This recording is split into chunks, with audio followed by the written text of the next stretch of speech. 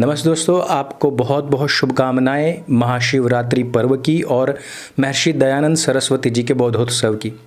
और इन दोनों विषयों पर ही आज हम बात करने वाले हैं, उन अंध विरोधियों की कि जिनको हर जगह हर स्थान पर केवल विरोध करना होता है। सबसे पहला विरोध सोनू सूद ने स्टार्ट की, इसकी शुरुआत की और उसने कहा कि महाशिवरात्रि के पर्व पर एक दूसरे को फ़ोटो शेयर ना करें, फॉरवर्ड ना करें, बल्कि इस समय में आप किसी की सहायता करें। यहाँ पर लोगों का प्रश्न ये था कि कोई भी ग्रीटिंग भेजने के लिए पहले हम शुभकामनाएं देने के लिए किसी के पास पहुंचते थे या फिर चिट्ठियां भेजा करते थे। आजकल हमारे पास में किसी की सहायता करने के लिए समय बचाने का एक सबसे आसान उपाय है, वो है टेक्नोलॉजी। सोनू सूद जिस ट्विटर का इस्तेमाल कर रहे हैं वो एक टेक्नोलॉजी है और उस टेक्नोलॉजी के जरिए वो पूरे भारतवर्ष ही नहीं पूरे विश्व तक पहुँचे और वहाँ से उन्होंने उन लोगों की सहायता ही नहीं की बल्कि उसका खूब गुणगान भी कराया और उसका प्रचार और प्रसार भी किया। अर्थात हमारी परंपरा में एक आ जाता है कि एक हाथ से अगर तुम किसी की सहायता कर रहे हो तो दूसरे हाथ को पता नहीं लगना चाहिए। लेकिन महर्षि सोनू सूद जी ने अगर किसी की सहायता की है, अगर वो सहायता की थी सितंबर में, तो उसका जो प्रचार प्रसार था ये कह कर के भी करवाया कि हमने ये सहायता नवंबर में की है। नवंबर में आवाज़ उठी और हमने नवंबर में उसको रिजॉल्व कर दिया।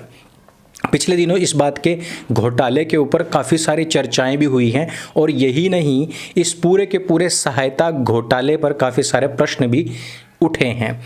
उनका कोई उत्तर नहीं दिया गया। लेकिन सीधे सीधे क्या हुआ कि सोनू सूद जी ने यहाँ महाशिवरात्रि पर यह प्रश्न उठा दिया।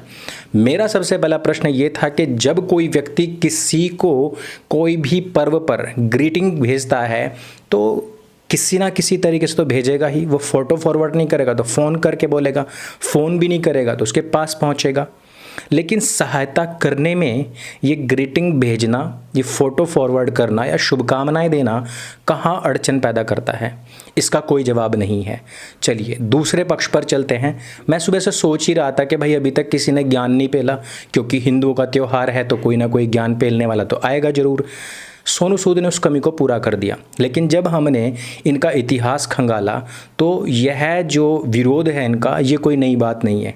दीपावली पर भी ये ऑलरेडी इस तरीके की जो ज्ञान है वो झाड़ चुके हैं, पेल चुके हैं।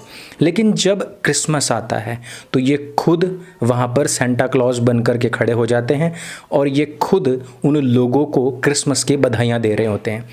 जिस ईद पर बेजुबान जानवरों की गर्दनें काटी जाती हैं, यह व्यक्ति उस ईद पर ग्रीटिंग्स भेजता है, उस ईद को ये सेलिब्रेट करने की बात करता है। लेकिन जब दीपावली आती है, महाशिवरात्रि आती है तो इनके अंदर का ज्ञान निकल करके बाहर आ जाता है।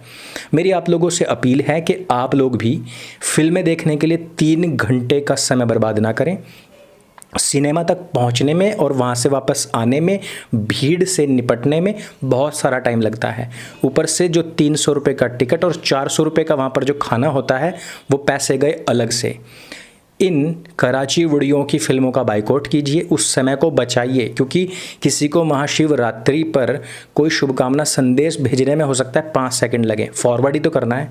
लेकिन यहाँ इनकी फिल्म देखने में पूरा दिन बर्बाद होता है, प्लस आपके हज़ारों रुपए भी लगते हैं। इस सब को छोड़िए और किसी की सहायता कीजिए उस समय में, और उस समय में कुछ ढंग का साहित्य पढ़िए। अब आते हैं विरोध नंबर 2 पर। आज महर्षि दयानंद सरस्वती जी का बोधोत्सव भी है।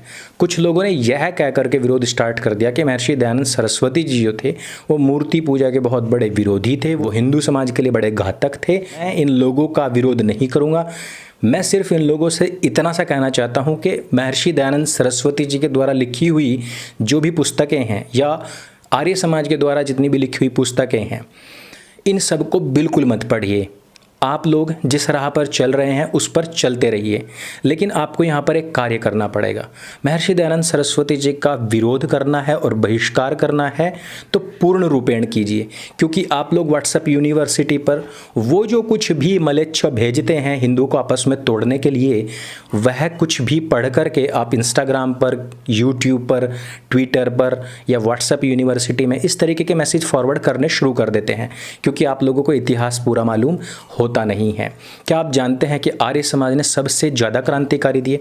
मैं किसी महापुरुष की बुराई नहीं कर रहा हूँ, लेकिन आप मुझे कुछ ऐसे व्यक्तियों के नाम बताइएगा जो स्वामी विवेकानंद जी ने तैयार किए हों और जिन्होंने स्वतंत्रता की का जो समर था उसमें कहीं पर भी कोई युद्ध लड़ा हो या भारत की आज़ादी के लिए कोई कार्य किया हो।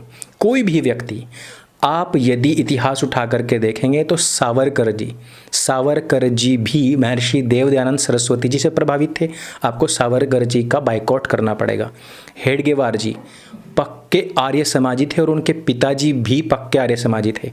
आज जो आरएसएस का स्वरूप है ये तकरीबन तीसरे और चौथे जो गुरुजी हुए थे उनके बाद हुआ था। दूसरे जो गुरुजी थे गुरु गोलवलकर जी, वो स्वयं इसी भाषा का प्रयोग करते थे जो महर्षि जी ने सत्यार्थ प्रकाश में किया है।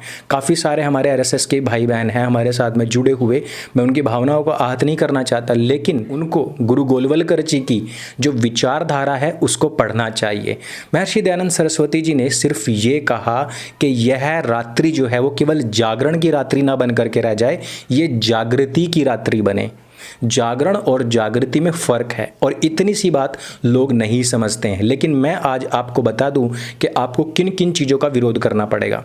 हमारे जितने भी मंदिर हैं वो सभी मंदिरों में सबसे पहली जो आरती होती है वो ओम जय जगदीश हरे की होती है। ओम जय जगदीश हरे में एक जगह पर आता है तुम हो एक अगोचर सबके प्राणपति। क्या आप जानते हैं कि अगोचर का मतलब क्या होता है? अगोचर का अर्थ होता है जो कि आपके चर्म चक्षुओं से दिखाई ना दे, अर्थात जो साकार ना हो, यानी कि निराकार हो और जिसको हम ज्ञान के चक्षुओं से ही देख सकते हैं।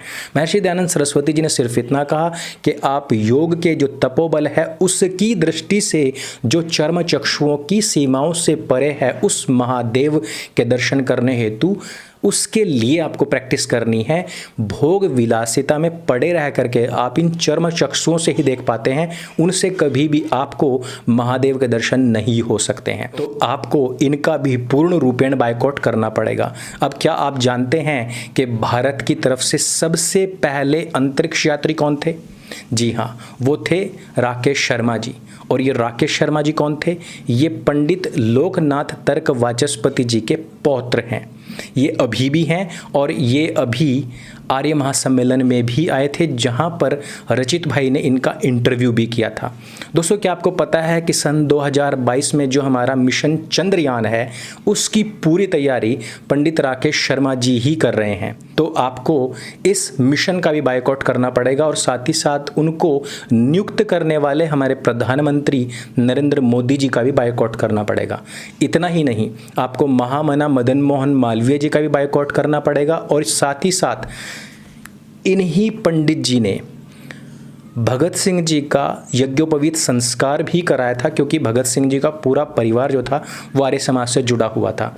तो आपको भगत सिंह जी का भी बहिष्कार करना पड़ेगा, आपको लाला लाजपत राय जी का भी बहिष्कार करना पड़ेगा और आपको साथ ही साथ राम प्रसाद बिस्मिल जी का भी बायकॉट करना पड़ेगा और आपको अशफाक उल्लाह खान जी का भी बायकॉट करना पड़ेगा। जी हाँ, अशफाक उल्लाह खान जी राम प्रसाद जी के बहुत अच्छे मित्र थे। अशफाक जी हमेशा यही कहा करते थे कि काश मैं भी राम प्रसाद बिस्मिल जैसा ही होता और मेरा भी पुनर्जन्म होता और मैं वापस आकर के अपने देश की दोबारा से सेवा कर पाता। दोस्तों, इस तरीके के बहुत सारे ऐसे विषय हैं जिन पर अंध विरोध तो होता है लेकिन पूरी जानकारी लोगों के पास में नहीं होती है। श्रद्धानंद जी, जिन्होंने लाखों लोगों का शुद्धिकरण कराया और उन्होंने पहली बार रैगर समुदाय के लिए जमीन पट्टा देकर उनके घर बनवाए और कन्याओं के लिए सबसे पहले गुरुकुल आर्य समाज ने बनवाए। आज यदि आप भारतवर्ष में जो गुरुकुल देखते हैं उनमें सर्वाधिक संख्या जो है वो आर्य समाज के गुरुकुलों की है। आपको यदि विरोध करना पड़ेगा तो आपको करपात्री जी महाराज जी का भी विरोध करना पड़ेगा, क्योंकि वो आर्य समाज के बहुत नज़दीकी थे। और यही नहीं, इंदिरा गांधी के समय में जो गाय को बचाने हेतु सबसे बड़ा आंदोलन चला था, जिस आंदोलन में इंदिरा गांधी ने गोलियां तक चलवा दी थी, उस आंदोलन में करपात्री जी महाराज के साथ में आर्य समाज के सन्यासी और आर्य समाज के लोग ही सर्वाधिक मात्रा में थे। करपात्री जी महाराज के इतने सघन संबंध आर्य समाज के सन्यासियों और उनके कार्यकर्ताओं के साथ में थे, उन्होंने ही उस पूरे के पूरे आंदोलन को बल दिया था।